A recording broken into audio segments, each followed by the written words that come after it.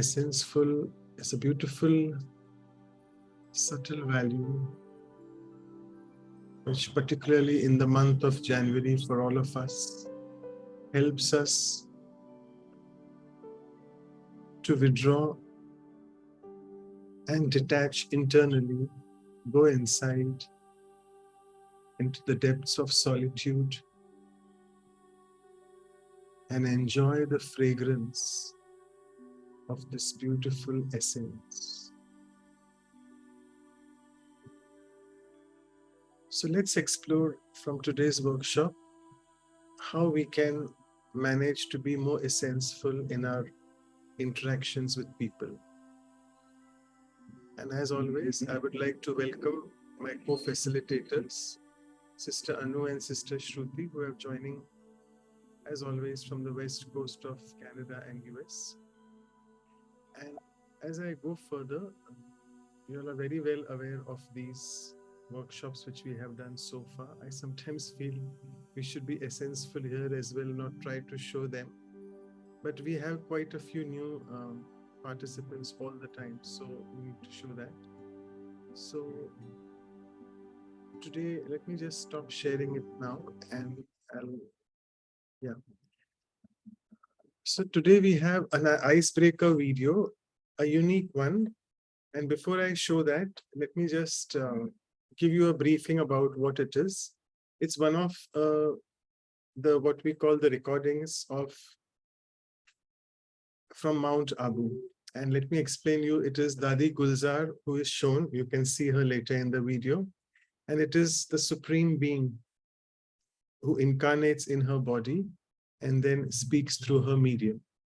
So let us see what the supreme versions are today spoken on this virtue or value of essential, being essential. And then we would really want you all to reflect on it. It's slightly 4 minutes video. And then we want you all to interact with each other in the form of chat box sharings. What are your insights gained from the video? So I'll just share the video.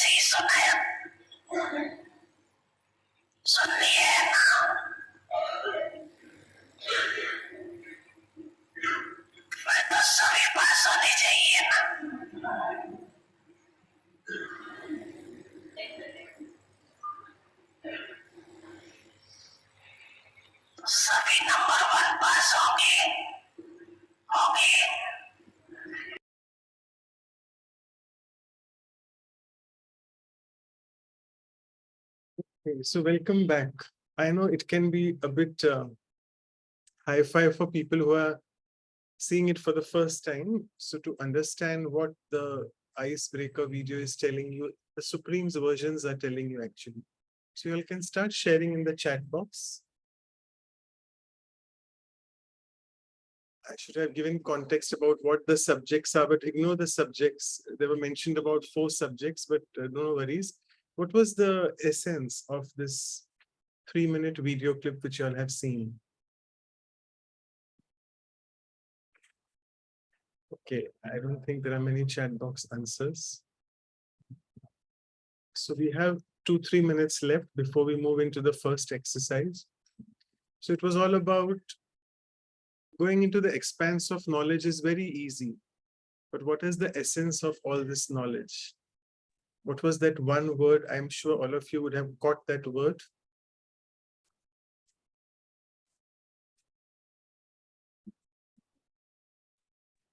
No one? The translators can write. Okay. So Sister Lata is saying Nashto Moha, which means to be a conqueror of attachment, right?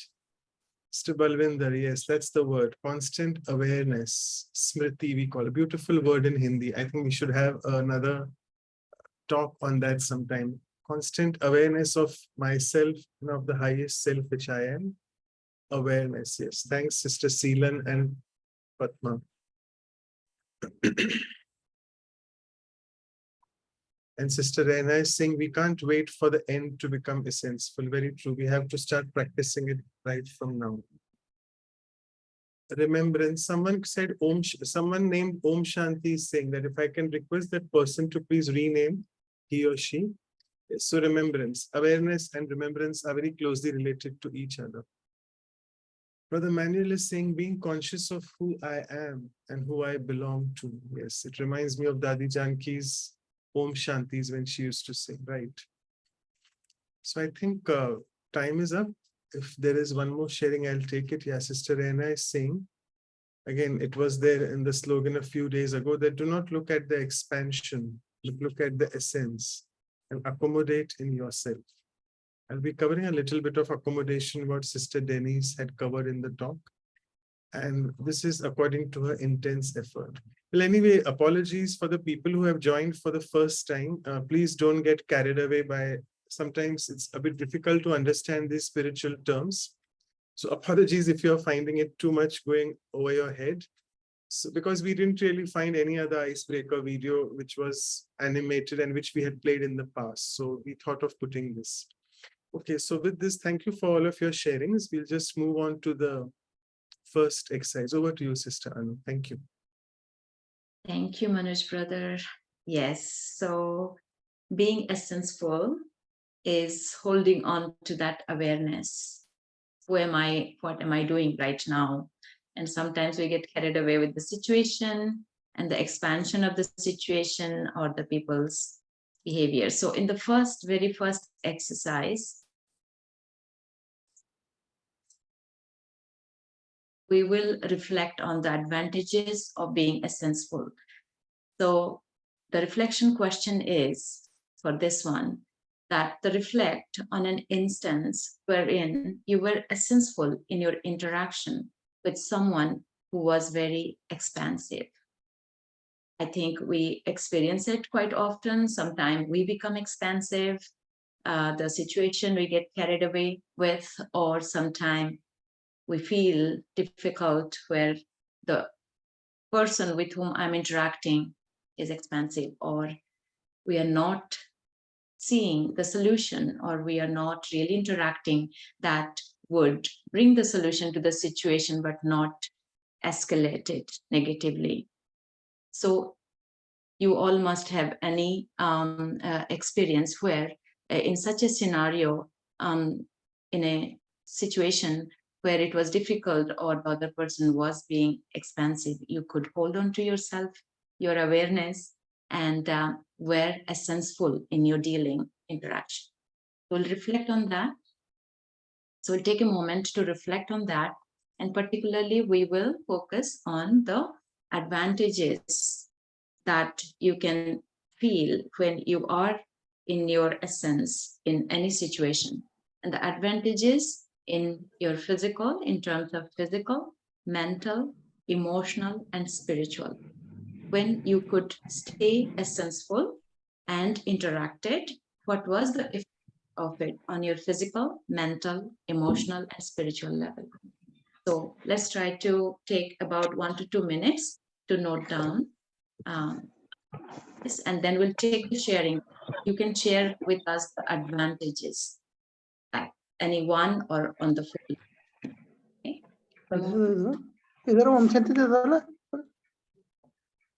And I'll request everybody to please kindly mute yourselves. Play some music. So let's reflect on this.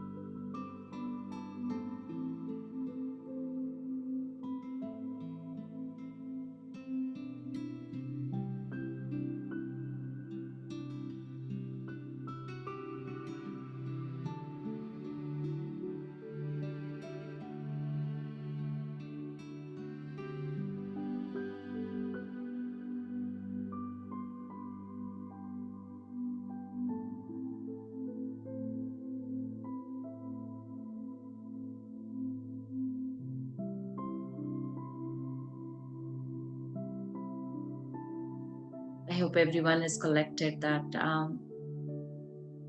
any instance, interaction where you were essential, and what was the effect of that you experienced on your physical, how the sharing got stopped, but it's okay. I'm sure everybody got the time enough to reflect and get the answer for yourselves. Anyone who would like to share?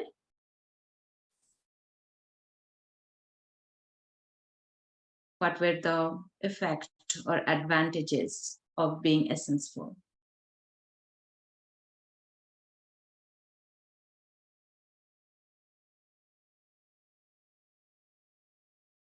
I see, I think in French, maybe an answer on the chat box, but we would welcome everyone to maybe share, unmute and share your thoughts.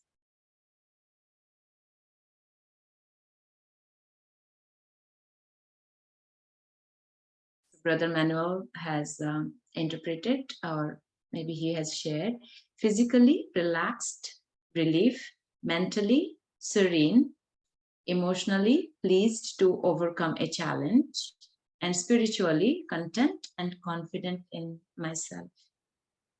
These are really very nicely put together, the effect of being essential in an expansive situation. Richpal Bhai says, keep patience, listen, understand, accept everyone. But yeah, I think these are the methods through which you can stay in essence. And how do you feel when you could stay in your essence, not flowing with the situation, not getting into any kind of argument or other kind of discussion that can take us away from the solution of this? how do we feel when we are able to stay in our, essence-full? Maria, Brother Manuel has translated, stay steady by being soul conscious. Again, that's the method. I think that can help us to stay in essence in a situation. What are the advantages? I'm sure we all have one or other example where we have stayed in essence, not carried away with the situation. So what are the advantages you experienced? And we want to hear that from you. So Bridge Palbhai says advantages, calmness, peaceful, joyful, blissful. So you can see in all the 4 levels, physical, mental, emotional, and spiritual, there are positive effects of. Can I say? Yes, please. Yes. Yeah. First, felt very light. Second, if I kept quiet that time, in some time, maybe in half an hour, notice that the situation or the problem is this, kind of solved on its own. I didn't have to talk at all. I mean, there was no need for me to intervene in that. Mhm. And suddenly, after some time, even the atmosphere, the vibration of the room and the people around, everything became so calm. So by doing nothing, as in just staying and just like kind of observing that, Beautiful. Yeah. it's possible sometimes, not always, of course, but Yeah, yeah. profound experience, isn't it? Yeah. That the revelation that the problem was solved. I didn't had to really expand myself much. Yes. And the calmness that spreads throughout whoever were involved and in the room. Beautiful, Vidhi. Thank you for sharing that. Anyone else would like to unmute and share the advantages of being essence-full in a situation? Dr. Mehta says, strong, feel happy, peaceful, and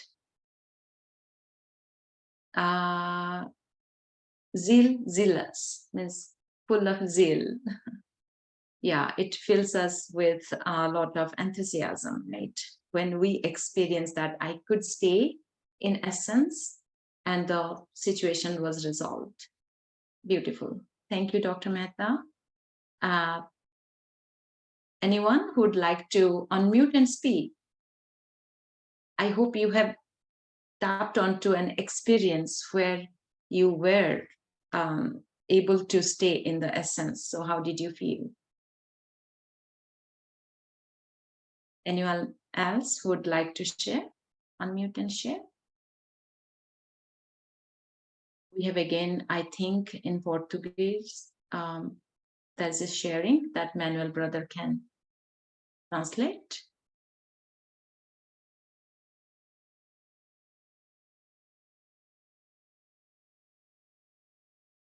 So Lara says just smile. I'm not sure. Okay, it's quite quiet. I hope a situation like that will make me feel empowered and in control most of the time. Mm-hmm. Thank you, Sister Vijay. So empowered and in control of the self, that feels good, isn't it? That's a benefit of being essence-full in any situation. Thank you. So I think all of them are being essence-full. They are practicing essence-fullness. That's right. So we don't have to speak much. So that's what we will look at that. So many advantages as we are seeing. So, but well, we don't want you to be essence-full at the moment. We want you to share so that we all can be inspired from each other's sharings. There's another advantage to this in that you make the other person feels heard. Right, beautiful. Yes, the silence with that, as we saw the icebreaker, with the awareness, with no judgment, but not forcefully silent. So that is how, if we can stay in essence, then yeah, definitely the other person feels like heard. That's a very beautiful, important aspect in every interaction. Thank you, Sister Vijay, for bringing that awareness. Balvinder on the chart says that she's sharing a situation, argument with my son, got shaken, but I thought about your teachings and bounced back, stayed stable, and felt good inside. Yes, I'm progressing on the right path. So, more difficult is it is better for me to test myself. So, sometimes the situations, the people, we should thank them because they are making us stronger or more clear about my own stage and awareness. Very nice, Balvinder. Yes, Silan brother, you want to share? Please go ahead. Yes, thanks, Sister Anu. The feeling that I have when I am essential is that I'm besides myself benefiting from the point of expending my energies. The effect that I have is that others who are listening are aware that I'm not just spending time just talking and unnecessarily and waffling around, and they know that whatever is coming through is being essential and that it's to the point. Right. So wonderful reflections on the advantages that being Essenceful can bring to us. So that's a good start. I think we'll move on to the next, but I'll read from the chat one or two more. That from Portuguese, Lara just smiled. She wrote that I didn't let myself be affected. I managed to find a personal balance and a peaceful solution to the problem and calm the others without animosity. That's beautiful. So good reflection and understanding that how you felt the balance in yourself, peaceful, brought solution to the problem, and also the other people got calmed. Yeah. Yeah, with this, we'll move on, but maybe Shruti sister is noting down all the sharings, if she can show us on the screen. Thank you. So physical advantages, relaxed, relief, calmness in the body, strong, full of zeal, smiling, you're not affected, you feel peaceful, bring, yeah, of course, that's physical effect is peaceful in the body. Mental, serene, stay steady, peaceful, calm inside and around, feel happy and feel empowered, control on the self, no animosity. Emotional, pleased to overcome a challenge. I feel happy, keep patience, you experience the patience that you have. You listen, understand, accept, you feel joy, feel light, find solution to the situation, feel again empowered, peaceful. That's all emotional effect. Spiritual, you feel content and confident in yourself, and your power is saved. You did not, got depleted as we speak too much or try to prove something, and you feel blissful. Thank you so much, Sister Shruti. That was beautiful sharings. Let's move on to the next. So I'll hand it over to Manoj brother. Thank you. Thank you so much, all of you, for your wonderful sharings. And I know it is good to be senseful, but your sharings were really very nice. It was amazing to see that. And so let us now go in this practice mode of experiencing the essentialness through a meditation. And I will just share the screen. And also, before I forget, if there are any new participants who are joining for the first time, and you want to be a part of these workshops and the talks in future as well, if you can please share your WhatsApp numbers and emails as well to either Sister Vidhi or Sister Anu. You can find out in the chat box and send it so that we can send you all the review materials also after this workshop. So let's sit back, relax. I would request all of you all to keep your pens down for the next few minutes or so. We'll go in this meditation mode, and I can request Sister Anu to, oh, just a moment. I think the drill is again going on.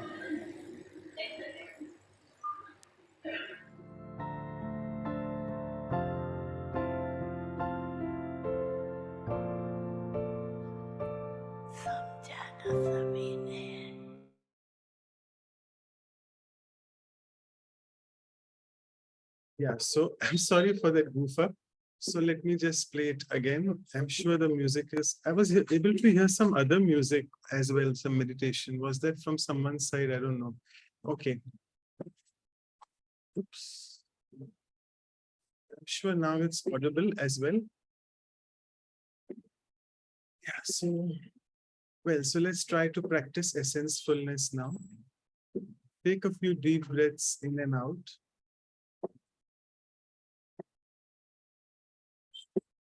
And as you do so, your body starts getting relaxed. Relax your body.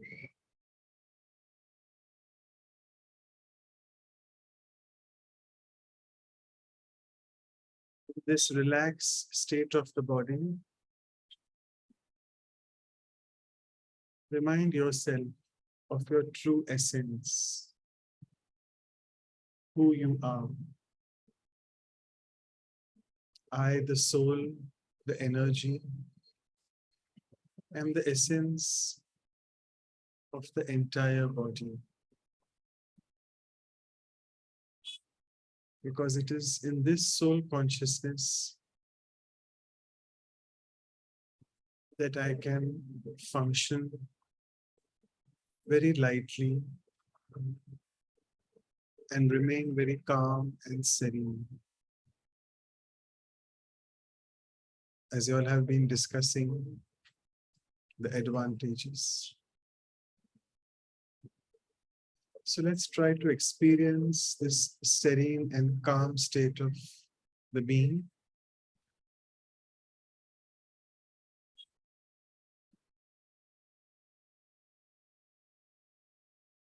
Anything that is essence-full is highly concentrated.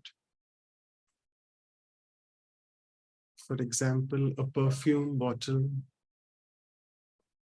is highly concentrated in its fragrance. So when I'm essence-full, the power of my concentration and stability is at the highest. Let me try to experience that highly concentrated state of mind.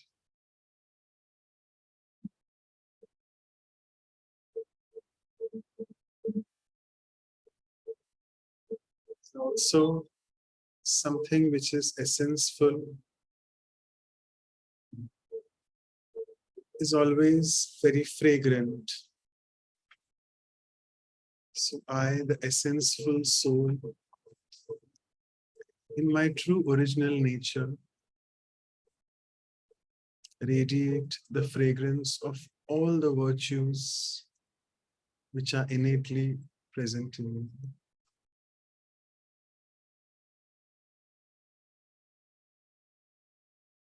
So let me experience or feel the fragrance of my own virtues.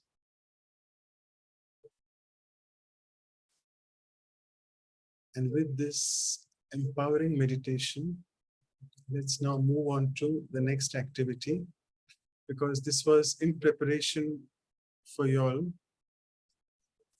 so that you can experience or come out with what will you do it as an action planning to be more essenseful at home, at workplace, either ways. So I'll just stop sharing the screen and hand it over to Sister Anu. Sorry, Sister Shruti, over to you. Thank you. No worries. Thank you. Okay, so true to our workshop style, like Brother Manoj said, what we will do in the next few minutes is reflect on the various techniques or methods that you would like to adopt to make sure that this sense of being in your essence, being that extremely potent perfume bottle, how can you maintain that sense of essence-fullness in different situations? There are situations that get us pulled, that get us into expansion. How can I come back and remember that I need to listen more, I need to stay in my essence, everything that we discussed in the in the earlier exercise. So again, true to our workshop style, a minute of silence, a minute and a half of silence for you to reflect, and then we will share and learn from each other.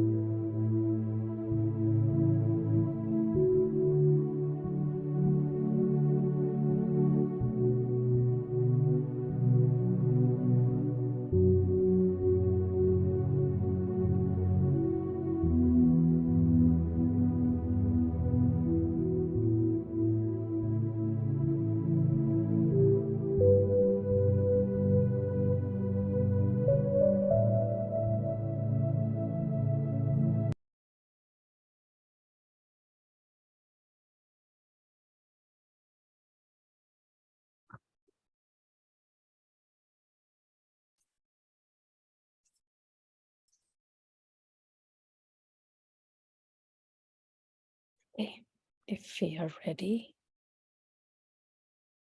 Yes, Devendra, please go ahead.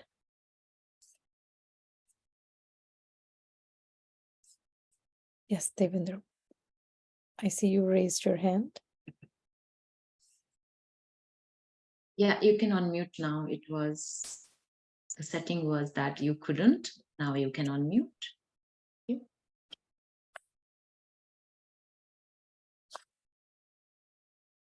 Yes, please go ahead, Devendra.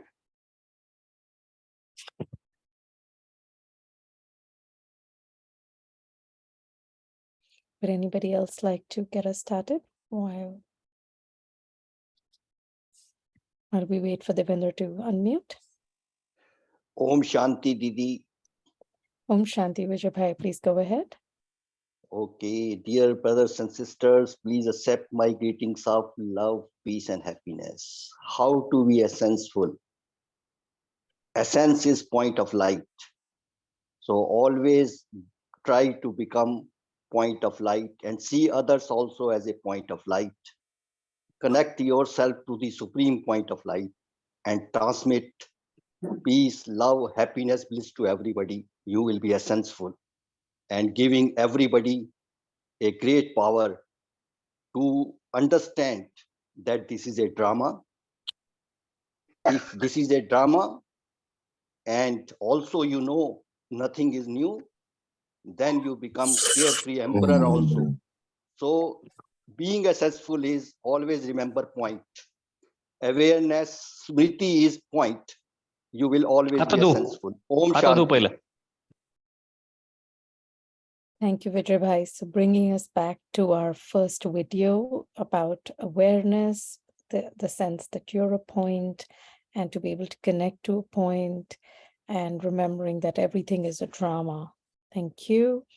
We have a couple of comments in the chat from Sister Claudia saying, have a determined aim and practice to be an observer in situations and allow others to express the way that they want. So similar to the concept of a drama, that be the observer in situations.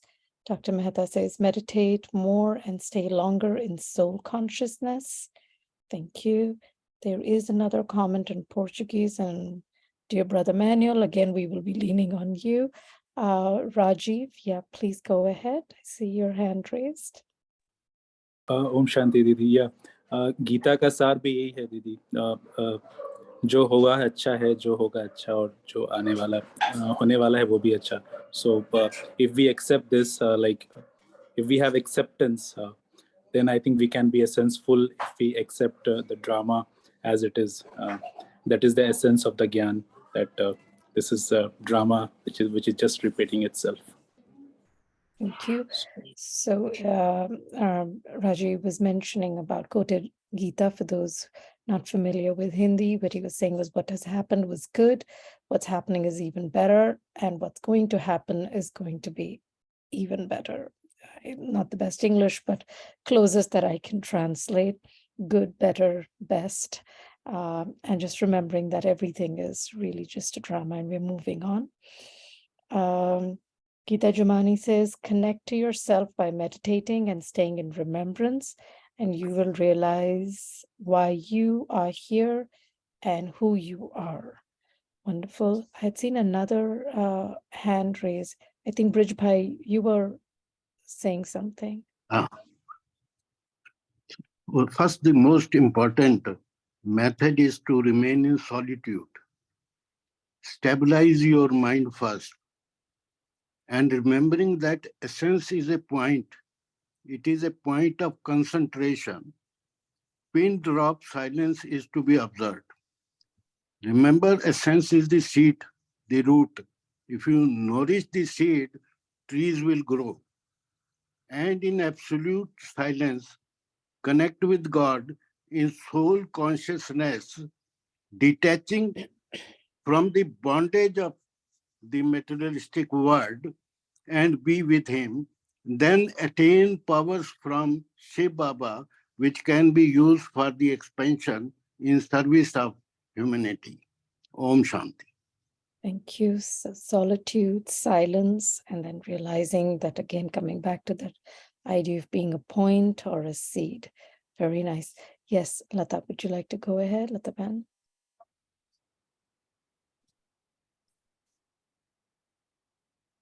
Yes, Om Shanti. So in many situations, I mostly like practice like a child. That if I just see that it is something which I will do, or like, and if Baba will not like that, I will not be a child of Baba, then I just avoid doing that, because I always say that no, I want to be close to Baba and Baba should be there with me. And sometimes I just see the utility. If something which I'm going to do or speak or interact is of no utility at all, it is not of any use to anyone, then I just avoid doing it. Thank you. Very nice. So I'll start off, I know, Anaban, you're recording, but the second point first, remembering if she needs to really say anything, and then the first point being remembering that you're a child of the divine.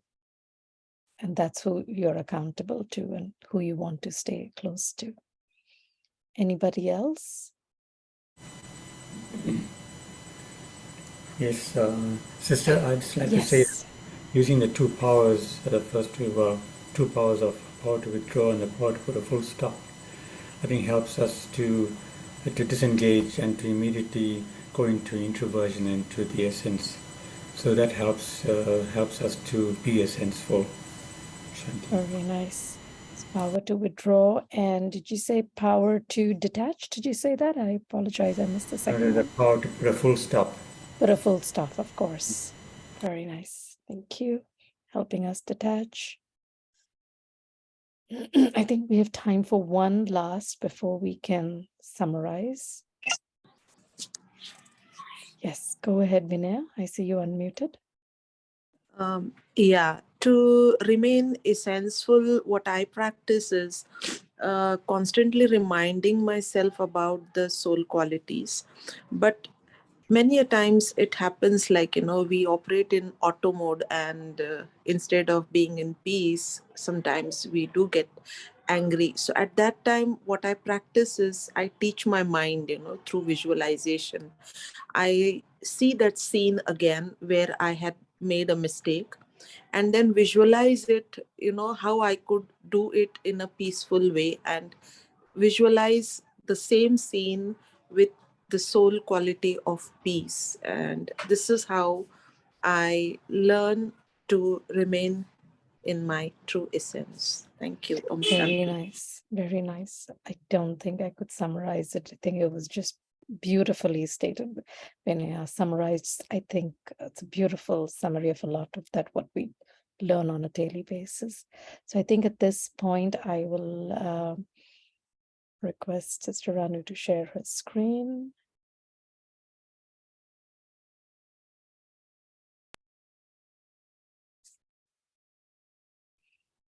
Okay, so just some lovely sharings. Have a determined aim and practice to be an observer in situation. Allow others to express the way they want. Try to be a light, see others as the same, connect to the supreme light.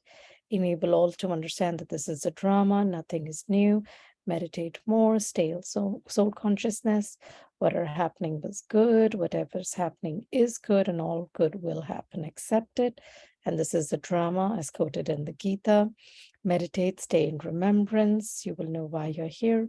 Remain in solitude, stabilize, pin drop silence, detach from the materialistic world, and serve for the humanity. When there's more, observe your actions, don't do whatever will not be liked by God. Check if you need to say anything and act accordingly. Two powers, power to withdraw, putting a full stop, disengage and go into silence. Constantly remind the self of soul qualities. Teach my mind through visualization by replaying the same scene and using the soul qualities. I think with those lovely sharings, I will hand it back to you, Manoj Bhai, to take us forward. Right. Thank you so much, all of you, and Sister Shruti as well. Yeah, what I like about these workshops is it gives us a crash course. Both of you, Sister Anu and Sister Shruti, when they were reading the sharings, it was like all of us feel we are just contributing 1 point, but when we look at the sharings, they are amazing. Like the entire knowledge is expanded and it is in front of you, served to you on a platter in one way. But yes, it's like it helps us in, this shows that we're all in the same boat, because sometimes we feel, oh, I'm not able to do this. And it's probably not, I'm the only person who's going through this. No, it's not like that. And one more observation today, which I saw is we are having one of the maximum participants today. And I'm amazed again that for Essencefulness, there are many people who want to develop this habit. So that's good. So let me just start sharing the screen and show you what Sister Denise had to say about being Essencefulness. And actually, she was also quite essential in her sharings, because I only have 3 important slides. And then we took a lot of Q&As, a lot of question and answers, which were also quite interesting. So let's see how much we can cover. So she said that while someone wants to practice being an essence of the self, as all of you are saying, the soul consciousness, the inner core, so on and so forth, we need to be connected with the being. And that connection with the being and the divine being has to be learned. And she said that the essence of all the Indian scriptures is that there is this infinite and the infinitesimal. Now, if you all want to know a bit of details, what are the differences between these 2 words, I'll be taking it in the Q&A. So all of us know, even the science teaches us the sign of infinity, and that we souls are all eternal. It is like we are not human beings, actually. We are basically spiritual, because it's quite commonly said that we are human beings having a spiritual experience. No, we are spiritual beings having a human experience, because we just take one body, leave it, take another, and so on and so on. So we have our experiences which are eternal. And when we look at the word infinite, that is the essence of who I am or who am I, because it is really that my inner being is infinite. I just take one body and leave. I don't need to worry. I'm so sorry. I think there's a lot of the bikes noise outside, so please bear with me. I hope it's not very disturbing. And basically, as I said, we are spiritual beings having a human experience. So Sister said that we are all actors and spectators, and the interaction between actors and spectators should be harmonious. And that's what we will enjoy essensefulness. That's what, because why were you are able to enjoy the meditation and the sharings? Because you're all connected in harmony with your inner being. And that's what she said is trying to fit in, Sister Denise. Then God, Ishwar, Allah, or even the Supreme Being, whatever you want to call, why can he be so detached and loving at the same time? Because he sees all of us, all of our Supreme's divine children, as many of you have shared in the past as well here today.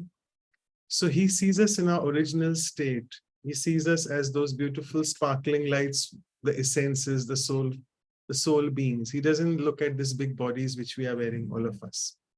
And that's what she said, that the more and more practice of meditation which we do, it will help us to go back to our essence, the soul. I remember Vijay Bhai saying the essence is, I am a point of light. So you can say it in different words: soul consciousness, point of light, the inner being, the inner core. All it boils down to that essence. And how can I do spiritual service? That was also in the drill which we showed you today in the icebreaker, that you can serve through your vibrations. Actually, you don't need to really speak a lot. And if you're situated in that soul conscious state, you will be like a magnet. People will just get attracted to that beautiful soul consciousness which you are exuding. And as many of you also shared in the end about those original qualities, Sister Vinaya shared that. So if I am actually an embodiment of those original qualities, then again, I am in my essenseful stage. And a few fact checks, because I think we have covered this while I was telling you a bit about the meditation in that we covered as well. But Sister Denise said that essence is nothing but the perfume. And I can practice this by applying this perfume daily, which means being situated, not a physical perfume actually, but being situated in my natural soul consciousness state. That will help in exuding the essensefulness which I am. She also mentioned the few English word essential, which comes from the word essence.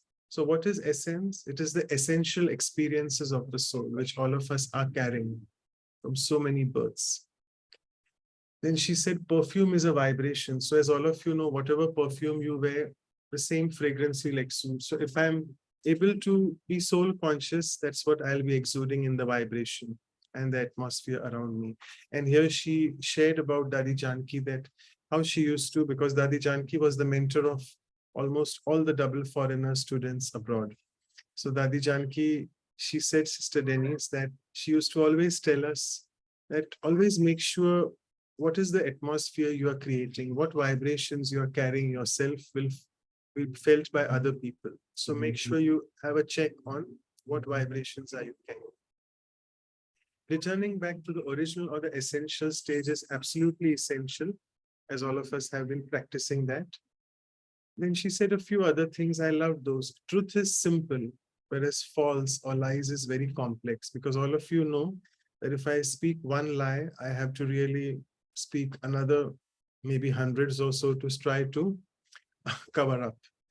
But truth is very simple. So it doesn't mean that being essenseful is someone is being very naive or very innocent in the sense, or ignorant, I must say. No, it's not being naive. It is being simple and being situated in your original state, but not being naive. Also, she mentioned that we are a star in essence. That is again reflecting back of what we said, point of light, soul consciousness. And one more important thing, which in the meditation we covered and Sister Shruti touched upon, was, you know, essence, you just have to put a few drops and the fragrance just exudes. So when we are in an essenseful state, it is to be highly concentrated. and concentrated on what? On the inner core which we are, that is all our virtues and values and even powers, as Brother Seelan was sharing about those powers. It was wonderful when you said that the second power which you mentioned is to apply a full stop, though not mentioned directly in the 7-day Raj Yoga course, but it goes closely with going from expanse to essence and putting a full stop. I mean, actually, that's the first step. If I'm not able to put a full stop to whatever is happening in this drama of life, I really can't go into the essence from expanse. So full stop application is a very important power actually. And in many ways, in our spiritual versions, we are taught that as controlling power and ruling power in different ways, it's mentioned.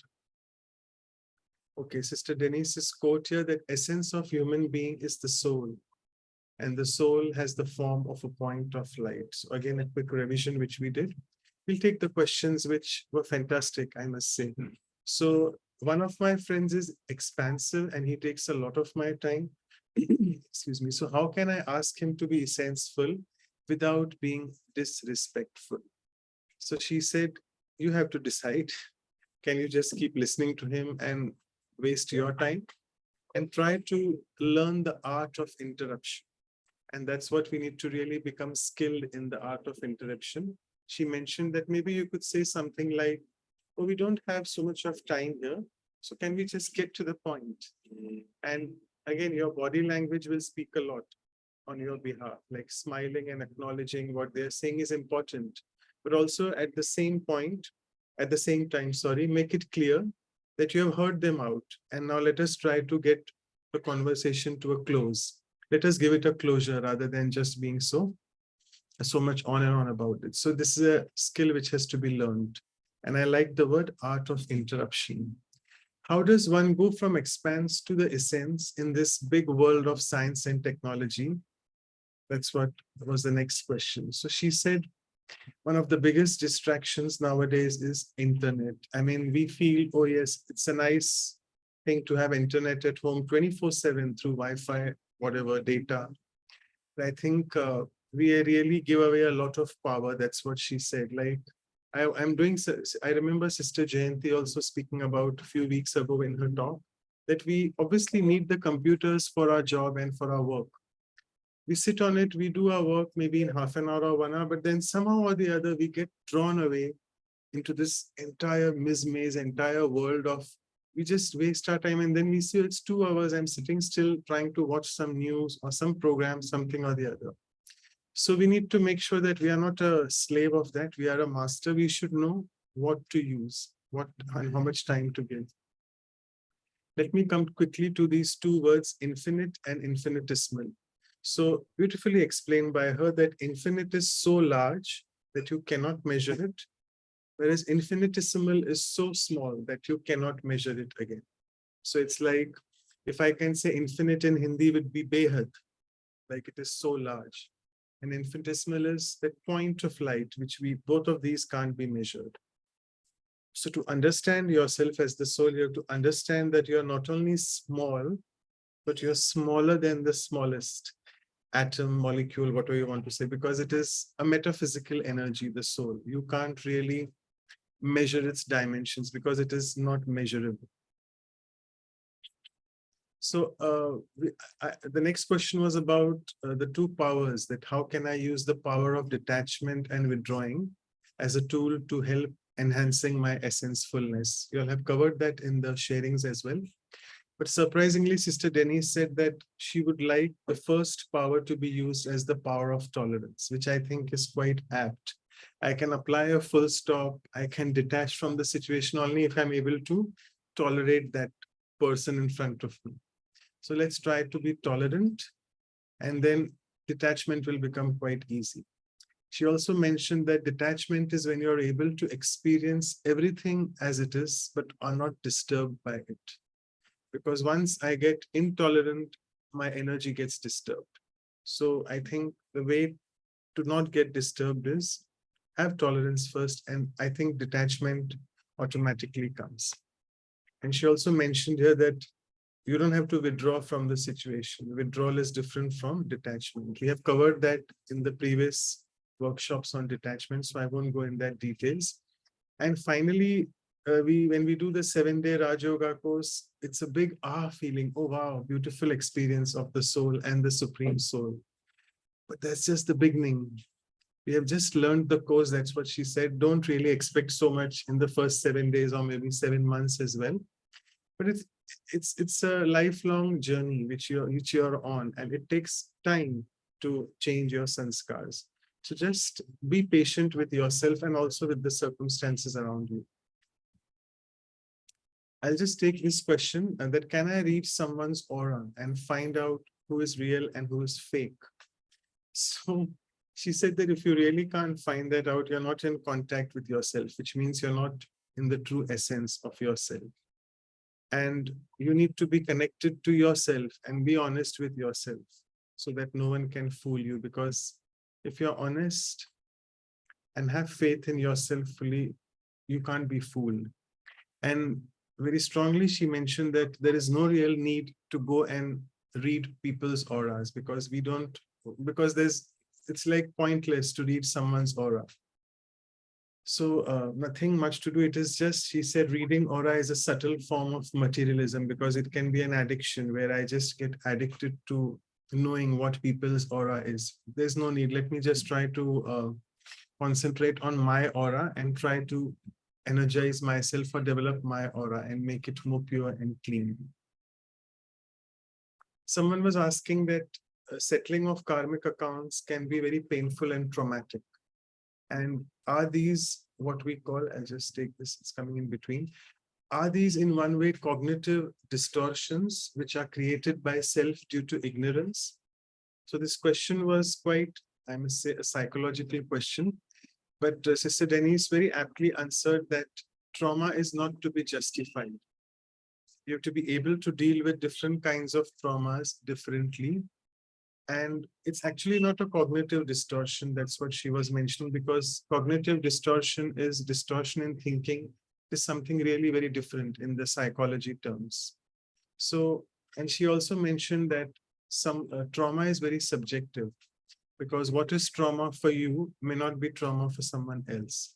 So she said, just try to settle your karmic accounts without going in pain and trauma.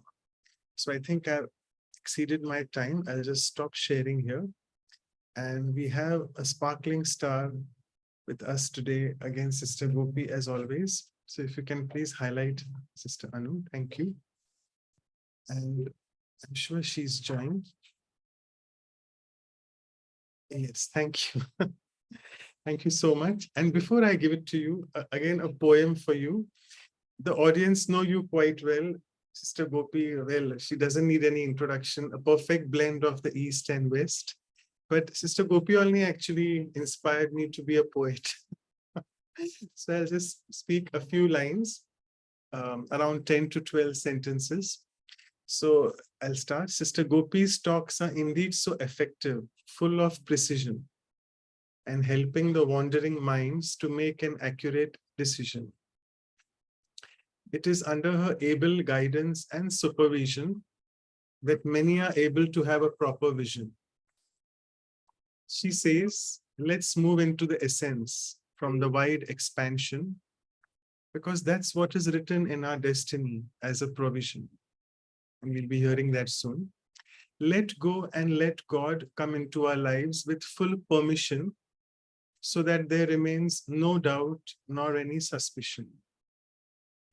Life now flows freely with every step as a concession, with virtues and powers coming naturally as an acquisition.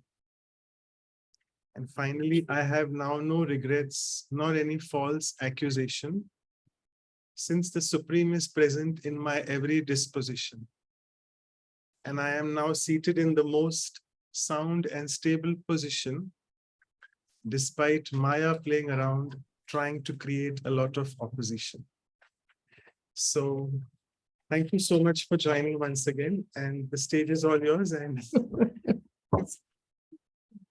over to you. Thank you.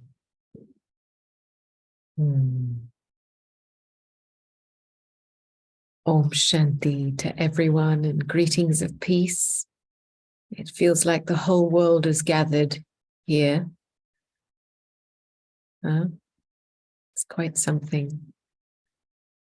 So pleasure to be with you.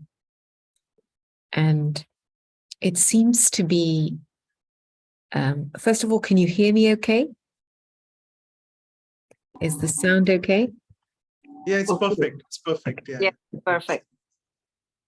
So it seems to be quite an oxymoron to be giving a talk on staying in essence.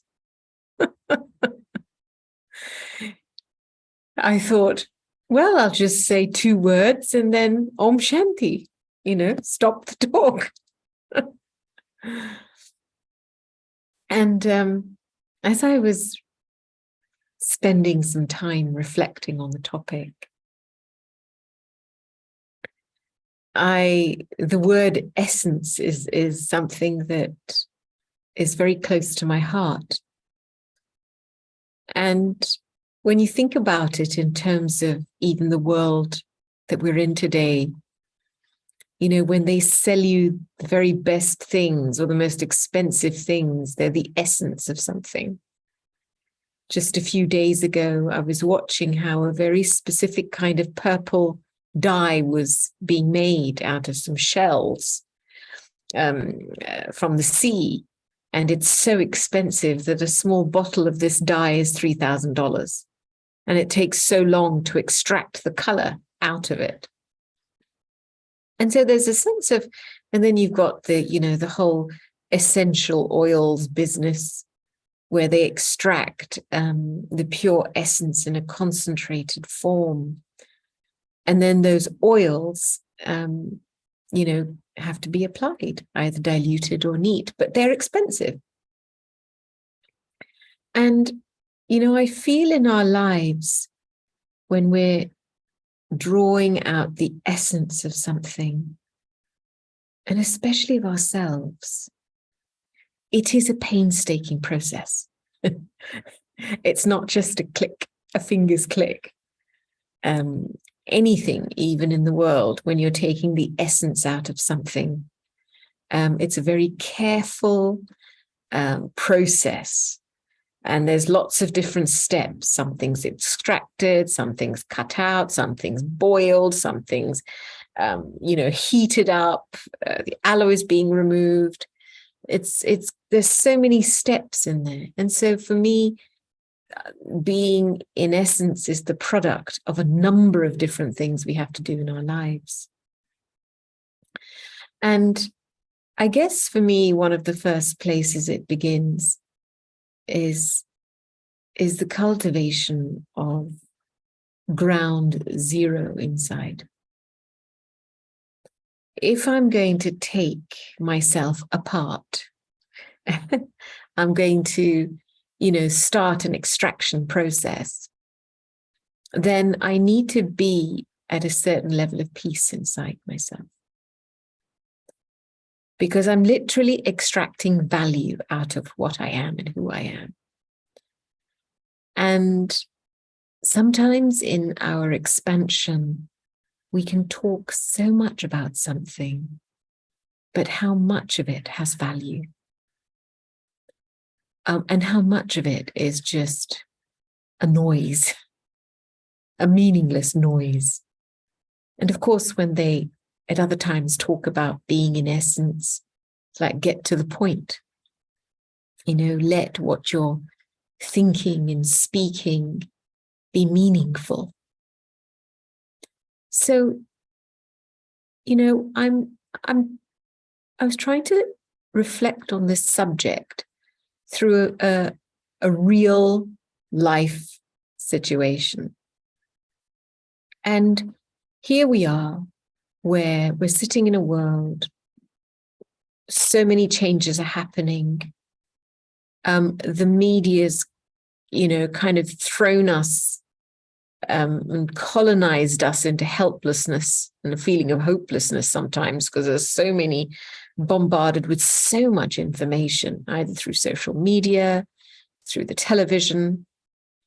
And in one sense, it can lead to a sense of paralysis. Well, where do we go and what do we do?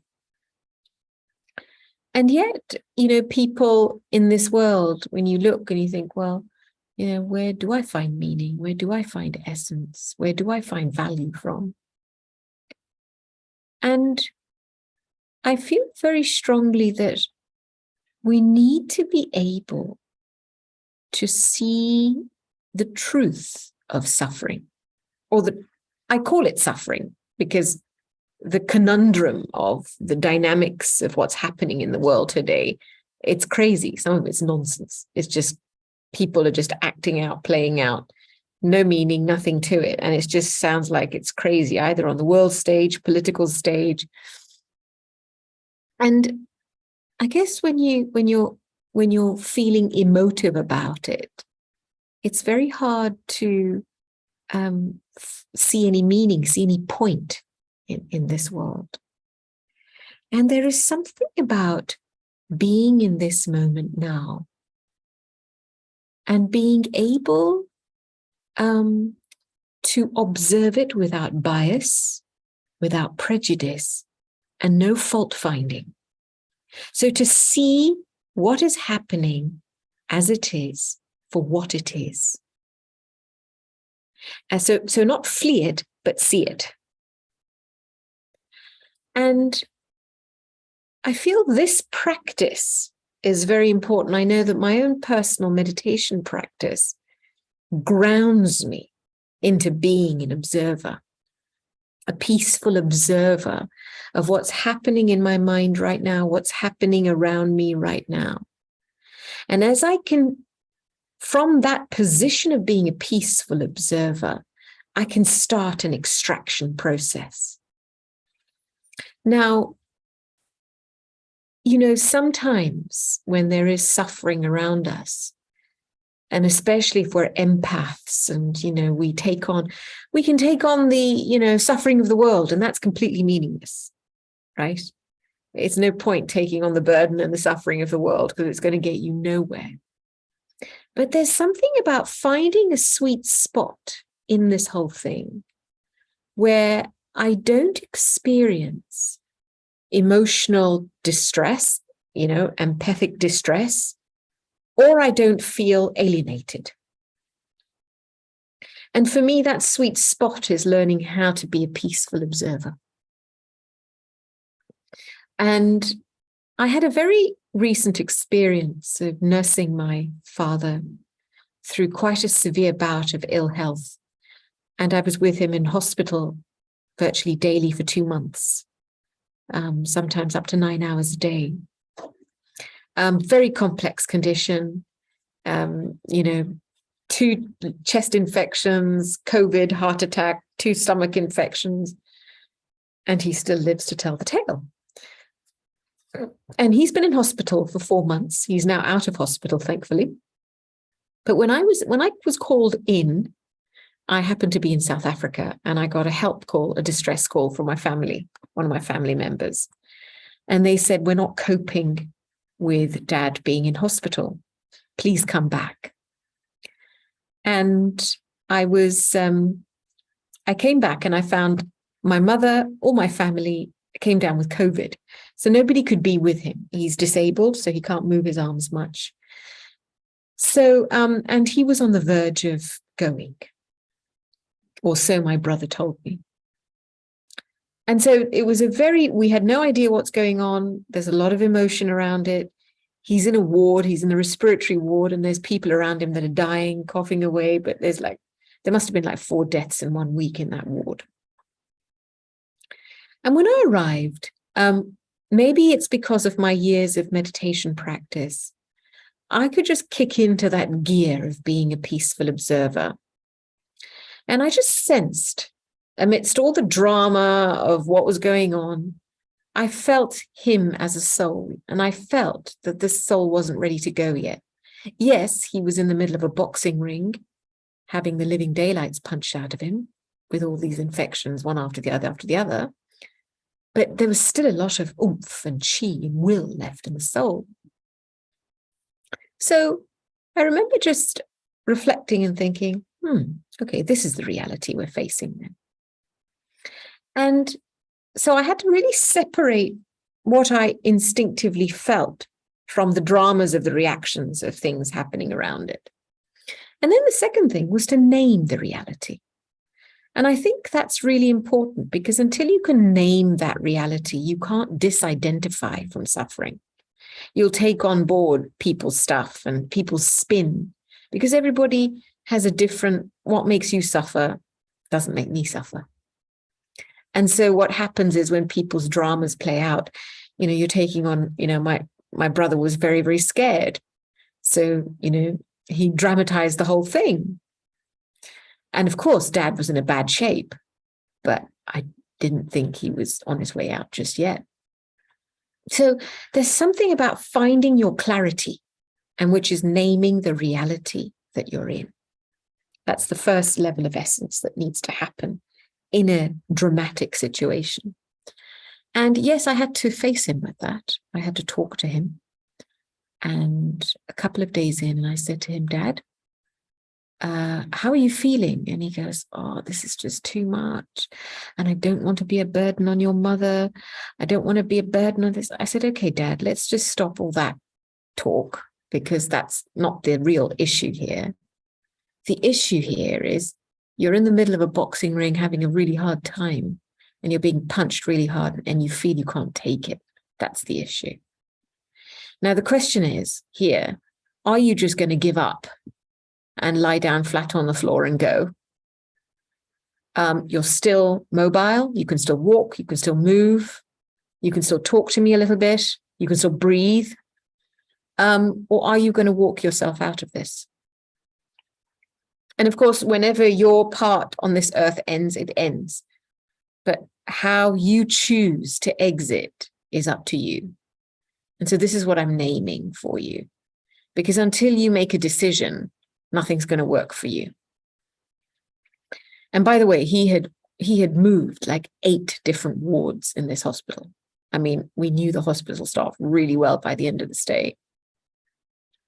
So it was very interesting a few days later when I came back. On the one level, it might sound like an insensitive or cruel thing to do, to name a reality. But on the other sense, it was the first step to healing, was to actually go right into the heart of what the essence of this matter and issue was. And he was then left to make a decision. And he made a decision to walk himself out of his lot, so to speak. And within a few days and a week, we started to see the markers get better. We started to see him come off oxygen. We started to see improvement in the condition. Yes, he had COVID after that, but we started to see significant improvement. And I very much realized how important to be able to stay real is in this kind of situation, to hold to the essence of things. And it made me very clear about my part in this whole drama that was playing out in front of me, that I had 2 jobs. I had to help keep his mental state stable, and I had to just keep him mobile, just keep him walking. And so I said to him, so how do you want to measure your progress? And he said to me, well, let's keep a diary and let's see how many steps I take every day. So the second step, and this is quite important, is that you have to keep things circulating. And so we started keeping a diary and tracking 100 steps one day, 150 the next, 200 the next, 300. By the end of the week, he was on to 700 steps a day. And as he started to track that minute progress, little, essence is also little. It's not a lot. So it's about essence, little by little by little by little, the drop by drop by drop by drop eventually makes a lake. And as that started to happen, it was like his whole mindset changed about what he could do and what he could achieve. Yes, there were days when he just didn't want to exercise, when he didn't want to get off that bed and he didn't want to do anything. And it's okay. We call them the slack days. But you know, I remember I'd be walking in and I'd be saying, Dad, have you done your exercise? And he'd just look at me. And I knew he hadn't. And it didn't look like he had any incentive to. And in those moments, I couldn't get frustrated. I would then just have to make light of it. And that's one of the other things about staying essenceful, is you learn to stay light. And I would then have to find a different way to engage him in exercise. And so one day I just sat quietly, and as I'm listening to him making all these excuses about why he can't exercise, I said to him, Dad, do you like some music? What music do you like? Goes back to the Bee Gees, goes back to the, you know, way, way back. So we're putting on all this music. And then I say, come on, Dad, let's get up. Let's go for a walk. So, you know, the nurses pop their head in round the door, and we're kind of walking and marching up and down to Boney M. And, you know, he's starting to enjoy his exercise. And then mentally, we used to, you know, do 10 appreciations a day, 10 things he appreciated about his day today. And what I noticed is when you start focusing on the small things that can make the biggest impact, the little things, and they have to be little things that are effective. So it's not just, you know, the physiotherapist would come in and she would prescribe a very specific set of exercises for his condition. So you have to find the things, the little things that are very specific to you, that make you move, give you oomph, make something work. And you just have to keep repeating them. And it was interesting, this whole combination of physical and mental movement and circulation for him eventually brought him out of hospital. He is now fully clear, he's mobile, and it's almost as if nothing happened. And I'm realizing how important it is to be able to look for what's real in something and work with what's real. And my own experience from it was that I started to appreciate the efforts of everybody in that hospital. It was quite incredible. And what that opens up is it opens up a sense of hope. And, you know, sometimes we think of hope at a big level and expectancy of something big. We hope something's big going to happen. But it's not a state of expectation. It's a state of seeing good and being good and feeling good. And in that state, you know, the little things suddenly become so visible, so clear. Hope lies in the goodness of the small things that are around us, not the big things. So I deeply valued that opportunity to be able to stay essenceful. And yes, there were days I would come home, I would be exhausted. You know, there would be like 9 hours a day at hospital, and you've got people dying, and it's a heavy atmosphere sometimes.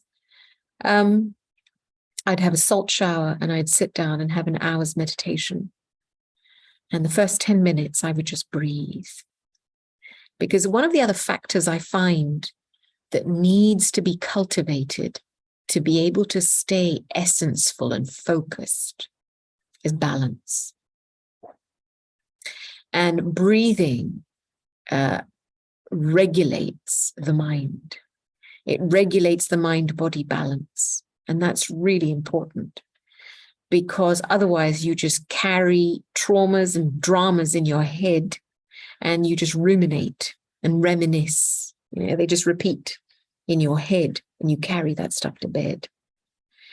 And when you breathe everything out, you're then left with what's yours inside, that eventually you have to come down to.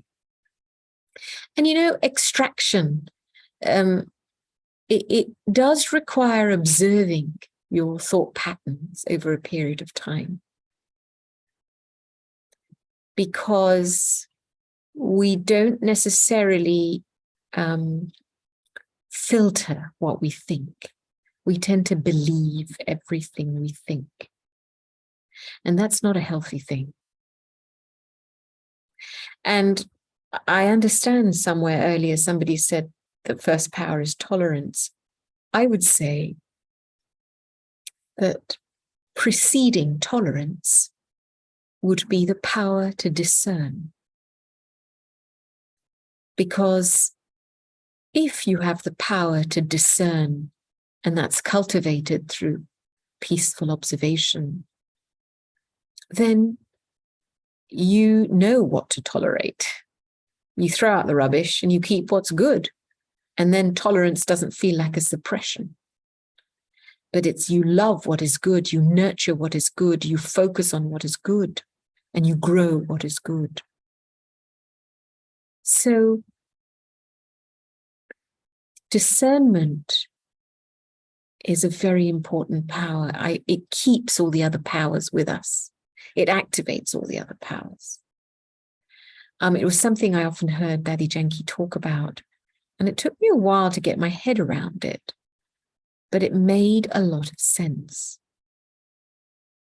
So peaceful observation, discernment, and extracting the waste, the rubbish out of my thinking. It's literally just going, no, we're not going down there anymore. That's not my property. Now, we are human beings that have feelings. And a big part of our journey is somewhat irrational. As much as logic we will apply, when our feelings and we get emotional surges, we become irrational. You know, and I think one of the things is when I think about essence, I also think of the word taste. And that our feelings, in Hindi we use the word ras. You know, you're extracting mango juice, the juice out of a mango, you extract its taste in the form of liquid out of something. And I think that what meditation helps to do is to begin extracting the juice of the soul. You begin to taste the quality of what you are and who you are as a being of peace, as a being of love, as a being of wisdom, as a being of power. And that consistent practice of coming back to your essence as a point of consciousness, pure consciousness, that whole practice keeps your feelings clean. And I feel that's very, very important in being able to stay essenceful in expression as well. Because if the practice of detaching and concentrating my energy isn't there again and again, I will be ruled by my default patterns and habits. I will be ruled by my sensory perceptions and experiences. And this is what we call then the subtle ego. So, you know, I will find myself reacting to world events, opinionating about this, and generating a whole load of noise that's actually just taking me around in circles. But I'm never getting to the point of my own life, the point in a situation, and so things don't move forward in my life. So, you know, sometimes we have instincts about things. When I say in our lives, some people operate with detail, they need the facts of everything. Other people get a sense, an instinct, and they trust that instinct. So the detail is not necessary at that point. But an investigation of that instinct is important. Because sometimes you can have an instinct and then make an assumption about how something should be. And you can get into trouble. because how you see something should be might not be how somebody else sees it. And so stay with the instinct and then clarify it, consult, communicate, explore, create a pathway of clarity for this instinct so that it becomes clear how to act in this moment now. But the mistake that often is made is people assume, oh, I've had this feeling, so I assume this is what's going to happen. No, because there's a lot of people that don't know what's going on inside your head until you're able to open your mouth and communicate what you're feeling, what you're seeing in a suggestive way, in an explorative way, in a consultative manner that allows us to, find solutions, co-create solutions, instead of imposing our ideas on others. So, staying in essence, getting to the truth of the moment, seeing the truth in suffering, becoming a peaceful observer, extracting what is essential out of what I'm thinking in this moment, nurturing what is good, discerning and nurturing what is good, growing what is good, and keeping my feelings clean. And really appreciating the small, small steps. In each one of us, we've had enormous lives, all of us. And how much of your life do you take for granted? And how much of your life have you fully, I wouldn't say appreciated, but acknowledged? The small effort that is made in small things. And when you acknowledge that effort, you experience sweetness inside, sweetness towards your own self. And that's when you can stay content. Discontent people never see the small things. So in the sense that they're always wanting something bigger, but they can't see what they already have around them. And so when what you have is being discounted all the time and not acknowledged, then of course it will keep giving rise to more distress. So it's just about often acknowledging, and this is what a peaceful observer does. It acknowledges the effort this tiny little soul makes every day just to stay alive. Now,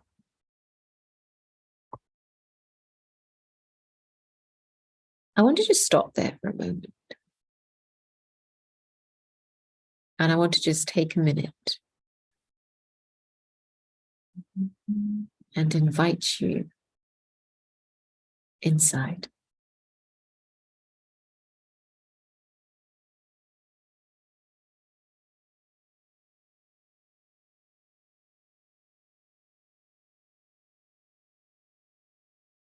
Feel your feet on the floor, this body in your chair.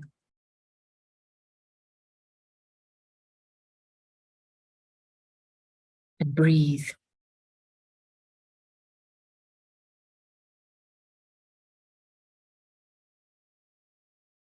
And enjoy your breath.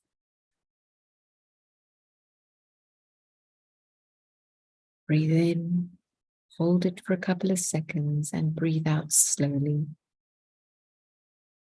And as you breathe out, all the muscles in your body relax.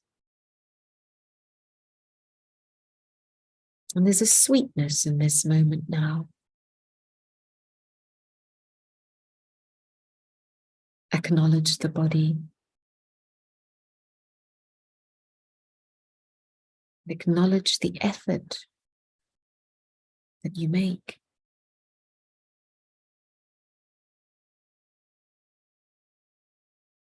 And now for a few moments, just take a step behind these eyes, the mask of this face.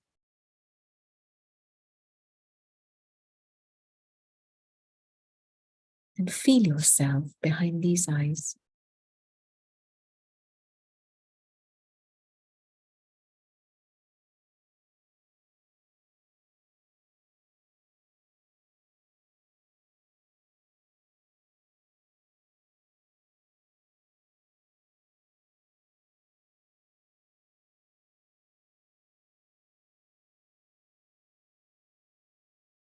A very soft, subtle being that is light.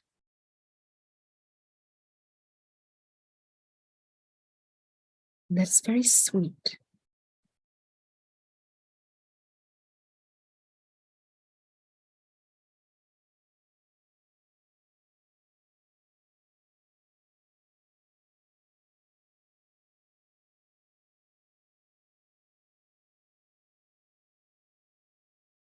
And allow yourself to be in this essence for a while.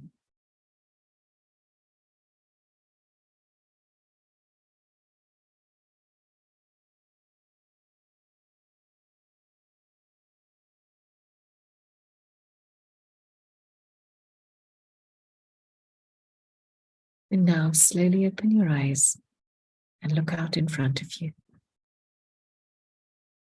And allow that sweetness to flow through your eyes.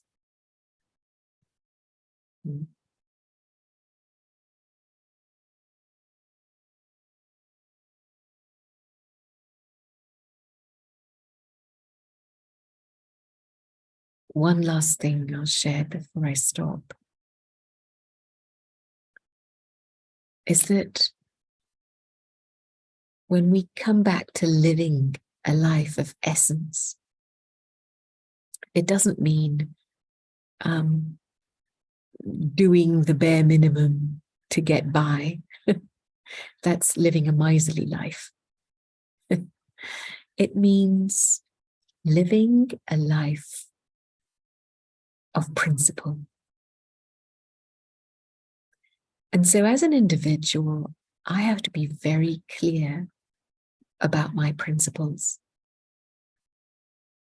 Because if I am not clear about the principles that I choose to live my life with, then on what basis am I making decisions? And on what basis am I thinking? Right? So whatever you value, you will give that thought, time, and energy. And when you have a certain set of principles, you can filter how much time and energy you give to something at a physical level. Otherwise, even the physical stuff, it's eternal. You can, I mean, there's a doctor for every single part of this body. I mean, and there's even sub-doctors for parts of this body. So it's eternal. You can think about things as much as you want. There's no end to it. But what's the filter? Where do you stop when you put a principle in place? I'll give you an example. I remember traveling. This is very simple, but it illustrates something. That I remember traveling a lot, and I was traveling to one of our centers in Eastern Europe. And I'm a frequent flyer, and I had to take some things for the center there that they couldn't afford. So I was taking them from London, and I packed a third suitcase, even though I was only allowed 2. And I looked up online, and I have a principle: greater success through less expenditure. So I like to use everything in a worthwhile way and make sure I get the maximum out of something. So I looked up online and I saw that getting a third bag would cost like £80. And I thought, well, the contents of this isn't even that. So, and then I thought, well, if I get to the other side and we have to buy all this, it will take time and money and energy. So I was thinking, oh, what do I do? And you're in this kind of, shall I take it? Shall I not take it? Am I allowed it? Shall I pay for it? And then I just went, okay, what's my principle? What's my guiding principle here? My guiding principle is greater success through less expenditure. And I've packed this suitcase because it's not for me, it's for them. And if it's going to be useful for them, and if this is really necessary for them, it'll get through. So I decided to take it to the airport with me anyway. And because I'm an elite frequent flyer, I get to check in at business. So I checked in at business class. And on that day, so happened that the conveyor belt was broken.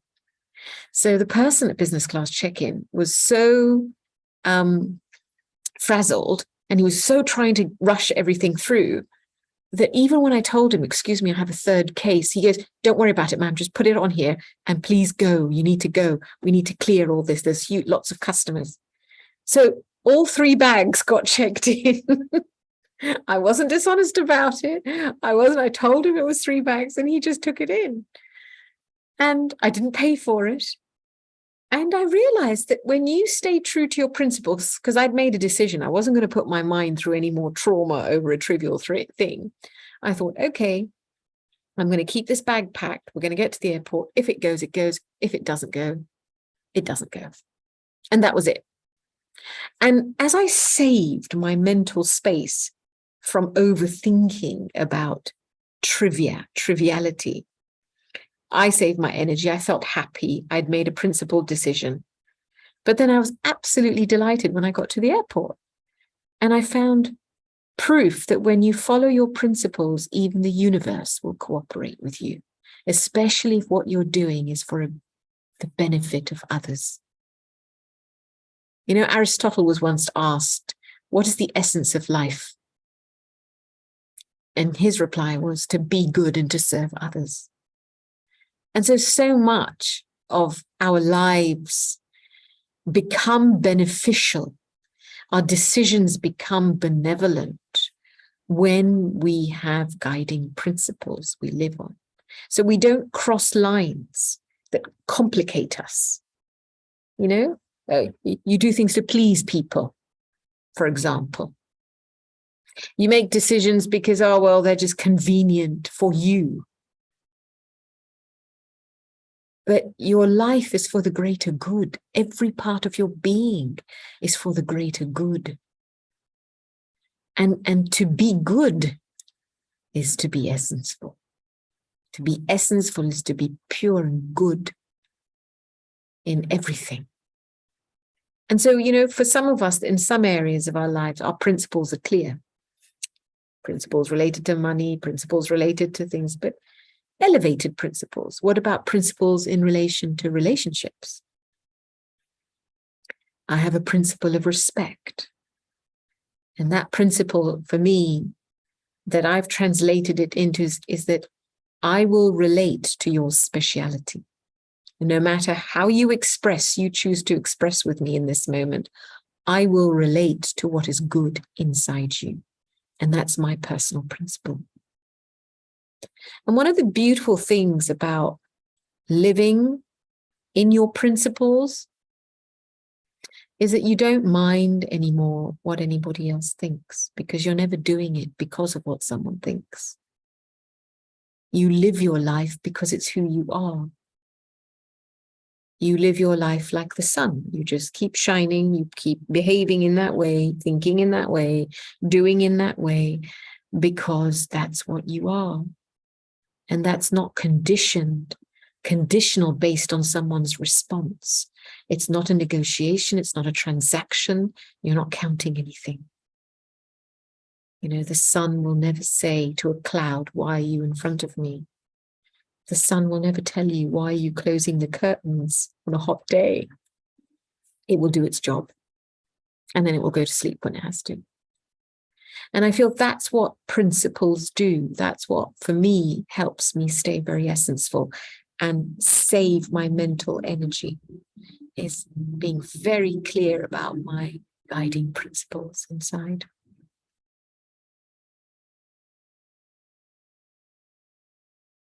So I want to stop there. Wow, amazing. Thank you so much. I can see a few questions in the chat box. Can I take them in the next 5 minutes or so? Sure. Is that okay? Yeah. Okay. So speaking of principles, someone is asking that I am new to Brahma Kumaris and I've heard a lot of BK principles. So can sister guide me about what BK principles are there which I have to follow? Well, all of the principles in the BK world, they are designed to cultivate the goodness of our purity. Goodness is linked to purity, the essence of our being, you know, pure-hearted, pure in our thinking, purity in our vision, purity in our attitude. And so the principles in our BK life encourage purity of thought, mind, heart, spirit. That's the first thing to understand. The second thing is that there are different principles that encourage this. So principles in practices, I would say. So it would be the regular practice of meditation, right? That helps us cultivate the state of detached observation, peace, experience our inner peace. The regular practice of spiritual study that allows us to nourish our mind and nourish our thoughts with higher thinking. And that keeps the essence of our thinking elevated, above the rubbish of playing chess with materialism.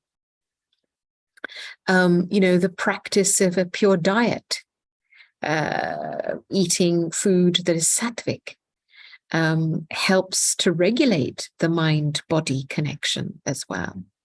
So you've got fundamentally just 3 basic practices in place that support purity. And of course, one of the things that within the BK study we understand is this term called Shrimat. And Shri means elevated and Mat means direction. And this is what we receive from the divine. So there's a level of principles that help us to be good and help us to sustain our goodness in everything.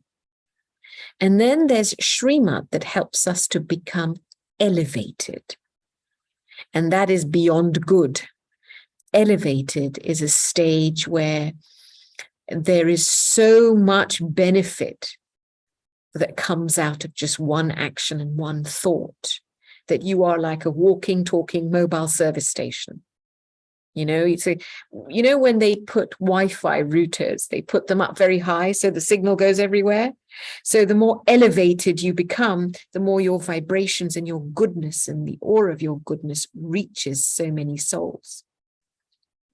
And one of the first Shrimats that we receive is to keep an elevated consciousness. And it's very, very simple.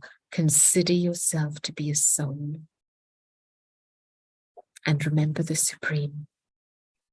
And if you can just do that in everything you're doing, just that one thing, you will be flooding your activity and your attitude and your vision with the energy of your purity.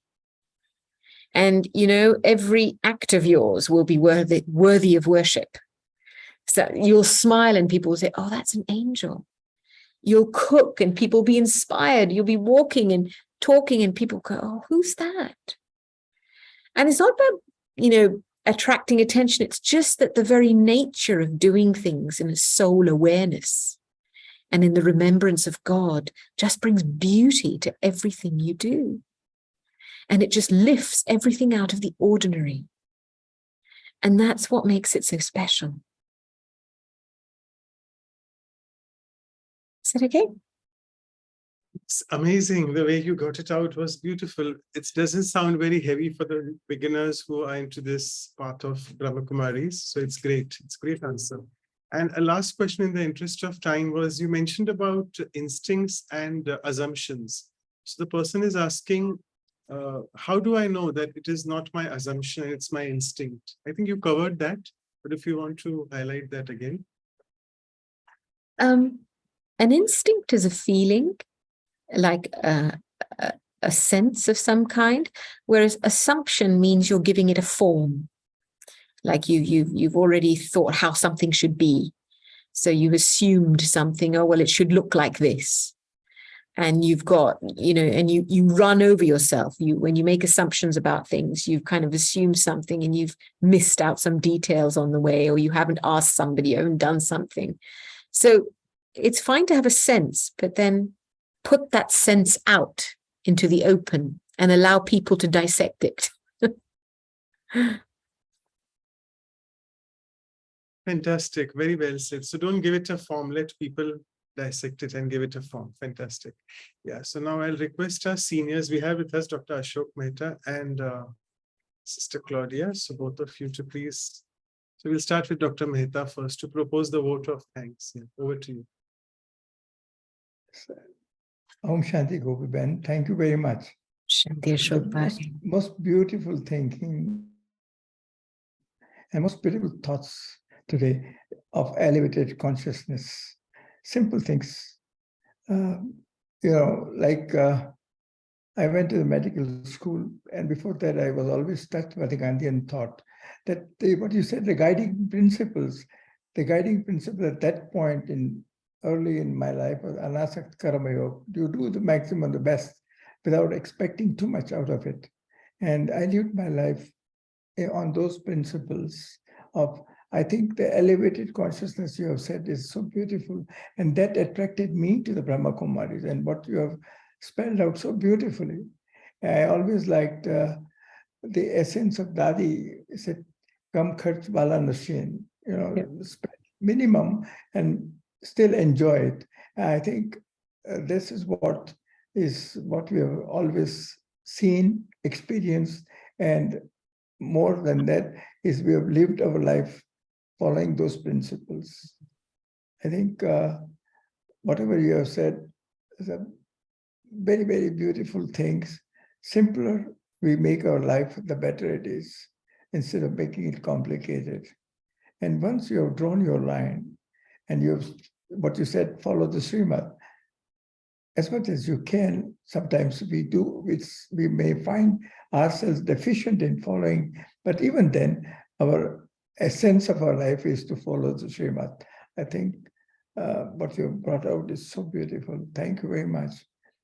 Thank you, Ashok. I think what impresses me the maximum is the simple way, and in multiple ways, in broader ways, you bring out the truth. I think you have the beauty of presentation and beauty of expressing yourself and beauty of bringing out the best in all of us. Thank you very much. Om Shanti. Om Shanti Gopi. It's very nice to have you with us again, and it's always a pleasure. So it was very nice to hear you speaking about this essence and bring us the awareness of being a detached observer, and then see what is needed for that and extract whatever is rubbish and just have that very essence of whatever we're going through. And it's very nice to hear you talking about the experience you have with your father, because for many of us, we are going through those experiences. So we kind of feel in the same shoes that you have going through. We can feel that our life as well. So, but it's another very important point that I quite like it also when you talk about is to be what is important for my life, to have that principle that guide us, because those principles in all those times, even when we are going through anything, like you had with your father, the principles also bring you to that essence, what to do and not to do. So thank you very much. It was a very, very nice to hear you today. Thank you. Claudia, lovely to see you both. Thank you so much, both of you. And before we go into the closing meditation, Anu sister, be ready with the photograph thing, and I will just do the announcements briefly. So if you want to go into the depths of this value of being essential, particularly in the month of January, as we have chosen solitude and essential as the two values for this month. So we'll be ending as January comes to a close. So within 12 hours from now, so India time, 9 o'clock in the morning, and for West Coast, 7:30 p.m. Please feel free to join this silence retreat for 2 hours on being essenseful, and you could go into the depths of the peace and silence which we're all speaking about. Continuing further with our values live series talks, the next talk is on episode 58 on divinity, Divyata in Hindi. We have a very senior Rajogi, very divine sister Asha Didi, who's the director of Om Shanti Retreat Center, on Saturday, 4th Feb. And as always, the workshop following that we'll be having first time with us another divine soul speaking on divinity, Sister Radha, who is from Rome, Italy. She's the center coordinator there, and that will be the week following after that, 11th February. And that's the next. And this is our elusive calendar of the February month. For BKs, again, February is a very important month. We celebrate the grand festival of Mahashivratri. So we'll be covering 2 values, divinity and truthfulness, in the coming month. We'll be doing the announcements shortly about our speakers for the workshop and the talks later. And please feel free to give your feedbacks and your comments on these emails. We'll be sending you the review materials soon in a couple of days of all whatever Sister Gopi has spoken. We'll be making a small synopsis and send it to you as well. These are our websites, vihasa.in and vancouver.brahmakumaris.ca. And many people keep asking, can we look at the recordings? Yes, of course you can. So the workshops are on omshanti.tk/workshops. And the episodes of the talks by the senior Rajyogis are on omshanti.tk/playlist and /English. And if you can write down the other languages, they'll come automatically on that. So I'll just stop sharing the screen and over to Sister Anu for the quick photograph, and then we'll go in the meditation mode. As we always want to have this moment with us, so everyone who wants to be in the photograph with Sister Gopi, please stop your video. I'll take another few seconds. I got it. Thank you, Sister Gopi. It was really wonderful. But yes, now we'll go for meditation as well. So will it be a commentary or drishti, whatever you're comfortable with? Just a few words, and then we can have silence. Sure. Thanks. So once again, just allow yourself to step inside.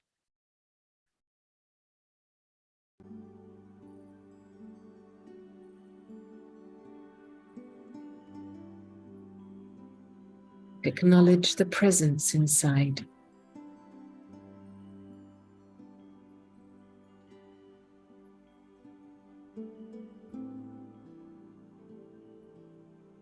A soul that is full with treasures and richness.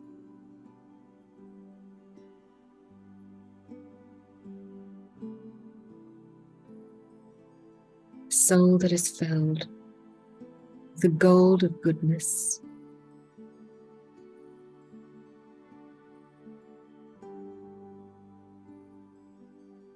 As I let myself become soul conscious,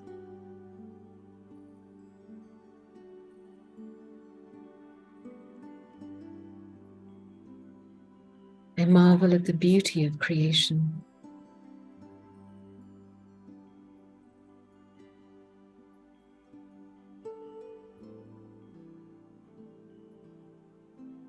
And it reminds me of how beautiful the Creator must be.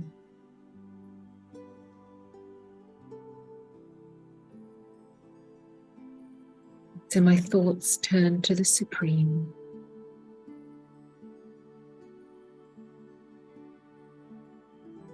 The ocean of love.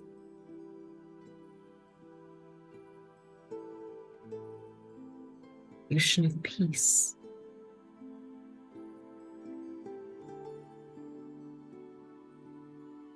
The ocean of everything. And yet just a pure point of consciousness.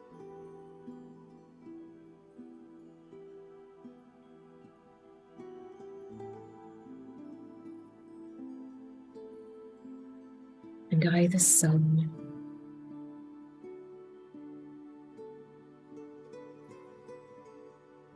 am a child of this ocean.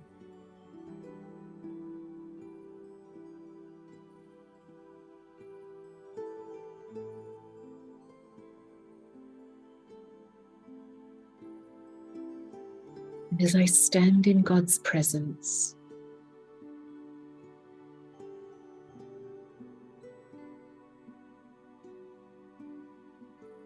I let myself be embraced.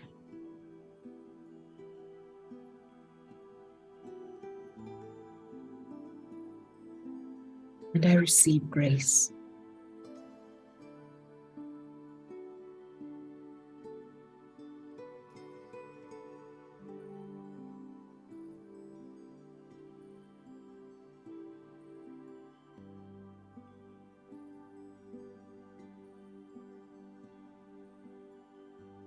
Life is beautiful.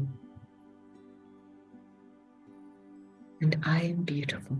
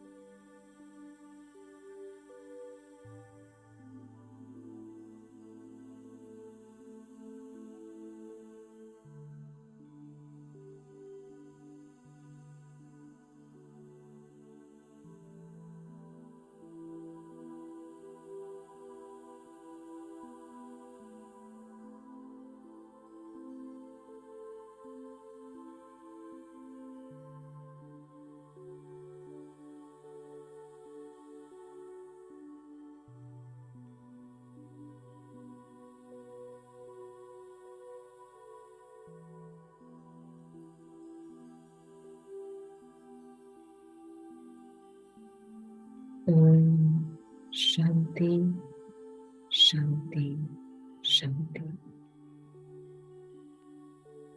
Thank you. Thank you so much once again.